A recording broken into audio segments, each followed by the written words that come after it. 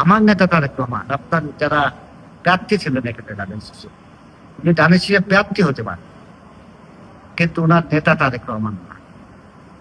প্রার্থী হওয়া বিভিন্ন জোট বিভিন্নভাবে প্রার্থী হয়, আপনার জানেন। দেখবার উনি একটা জোটে এসে প্রার্থী হয়েছে, প্রতীক নিয়েছিলেন ধানের শীষ, কিন্তু উনি তো বিএনপির কেউ না, কিন্তু বিএনপির কোনো কর্মী কোথাও ছিলেন না।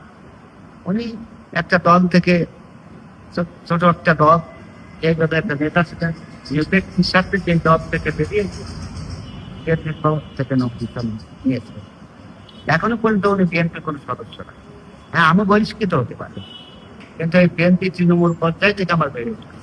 আমার নেতা তারেক রহমান, আমার নেত্রী দেশ নেত্রী বেগম খালেদা জিয়া, তিনি ইতিমধ্যে দুনিয়া থেকে চলে গেছেন। আমার আদর্শ শহীদ প্রেসিডেন্ট জিয়াউর রহমান, এটা আমার শুরু থেকে ছিল, এখনো আছে। আমি বারবার বলেছি, আমার মৃত্যুর আগ পর্যন্ত আমার আদর্শ শহীদ প্রেসিডেন্ট জিয়াউর রহমান, এবং আমি এই বিএনপির একজন কর্মী হিসেবে, সমর্থক হিসেবে মৃত্যুবরণ করতে চাই। আল্লাহ রসুলের উপর তো বিশ্বাস অবশ্যই আছে, সেটাই আমার কর্ম।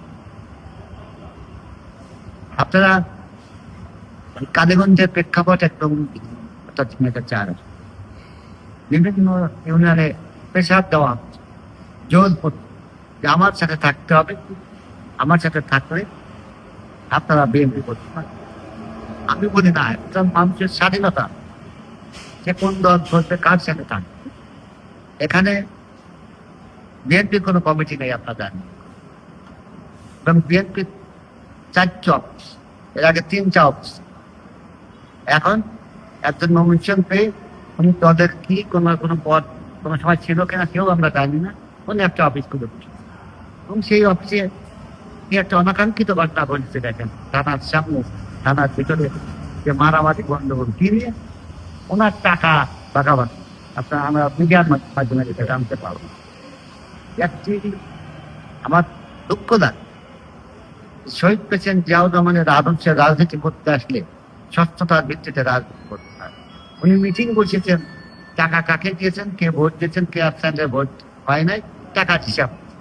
এই টাকার হিসাব নিয়ে একজন প্রার্থী যখন মিটিং করতে পারে, তার কি সেই দল করার অধিকার থাকে কিনা, আমি একজন কর্মী হিসেবে, দলের সমর্থক হিসেবে আমার প্রশ্ন রাখি। সাংবাদিক ভাইরা, যারা আমার নির্বাচনী অফিসে অর্থাৎ বিএনপি কর্তৃত্ব থেকে